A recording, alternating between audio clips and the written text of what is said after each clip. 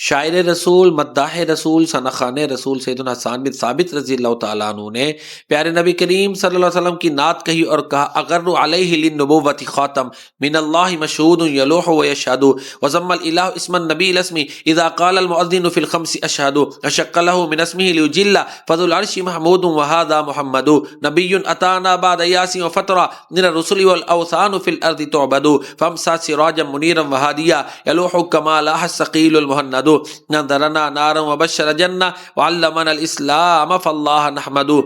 آپ پر اللہ تعالیٰ کی طرف سے وہ مہر نبوت تابع و درخشاں ہے جس کی گواہی دی گئی ہے۔ اللہ تعالیٰ نے اپنے نبی کا نام اپنے نام کے ساتھ مربوط کر لیا ہے، ملا لیا ہے، جسے مؤذن دن میں 5 مرتبہ بیان کرتا ہے۔ اللہ تعالیٰ نے آپ کی عزت میں اضافہ کرنے کے لیے اپنے نام سے حضور کا نام مشتق کیا ہے، پس عرش کا مالک محمود ہے اور آپ خاتم النبیین صلی اللہ علیہ وسلم محمد ہیں۔ ہمارے پاس نا امیدی اور سلسلہ نبوت کے طویل وقفے کے بعد رسولوں میں سے ایک نبی خاتم النبیین محمد صلی اللہ علیہ وسلم تشریف لائے، اور حال یہ تھا کہ زمین میں بتوں کی عبادت کی جاتی تھی۔ آپ خاتم النبیین صلی اللہ علیہ وسلم ایک روشن چراغ اور ہادی بن کر آئے۔ آپ ایسے درخشاں تھے جیسے کہ ہندی تلوار چمکتی ہے۔ آپ نے ہمیں آگ سے ڈرایا اور جنت کی بشارت دی اور ہمیں اسلام سکھایا۔ بس ہم اللہ تعالی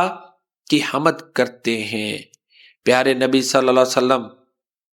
کی ذات شکل میں اجمل، عقل میں اکمل، خلق میں افضل، نطق میں فیصل، جامع مجمل خطبہ احمد صلی اللہ علیہ وسلم، طینت جس کی سب سے مطہر، بعثت جس کی سب سے مؤخر، خلقت جس کی سب سے مقدس صلی اللہ علیہ وسلم، کفر کی ظلمت جس نے مٹائی، دین کی دولت جس نے لٹائی، لہرایا توحید کا پرچم صلی اللہ علیہ وسلم، راہ میں کانٹے جس نے بچھائے، گالی دی اور پتھر برسائے، اس پر چھڑکی پیار کی شبنم صلی اللہ علیہ وسلم۔